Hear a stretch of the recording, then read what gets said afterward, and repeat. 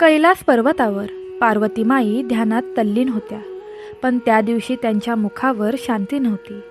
ही गोष्ट समजून घेऊन महादेव माता पार्वतीला म्हणाले, पृथ्वीवरील जे मनुष्य फकीराची ही गोष्ट ऐकतील त्यांच्या रडक्या भाग्यात सुखाचा चमत्कार मी स्वतः येऊन करीन, आणि जे दुर्लक्ष करतील त्यांना माझी कृपा कधीही प्राप्त होणार नाही, कारण ही कथा तुझ्यासमोर येणं हा दैवी संकेत आहे.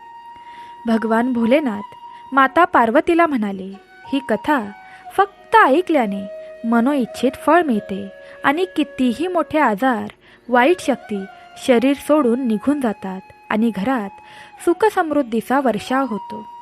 भगवान शिवा म्हणतात, पृथ्वीवरील कोणताही मनुष्य जो ही कथा ऐकेल त्यांचं आयुष्य बदलून जाईल. संकट विरघळतील, चिंता गळून पडतील आणि दारिद्र्य, शत्रू, रोग, दुर्भाग्य सर्व नाहीसे होईल. कारण ही कथा आहे त्या अदृश्य फकीराची, जो देवाच्या चरणांशी एकरूप होता आणि त्याने जगाला दिलं अमर ज्ञान. ही गोष्ट आहे अशा एका दिव्य आत्म्याची ज्याचं अस्तित्वच माणसाच्या दुःखाचं उत्तर होतं. भगवान शिवा माई पार्वती यांना म्हणतात, हे पार्वती, ही कथा शेवटपर्यंत ऐकलीत तरच भक्ताला ईश्वराची खरी कृपा लाभेल आणि काळोखातही त्यांना आशेचा दीप दिसेल. अर्धवट ऐकलेलं ज्ञान फळ देत नाही, पण पूर्ण श्रद्धेने ऐकलेली कथा मनोकामना पूर्ण करू शकते.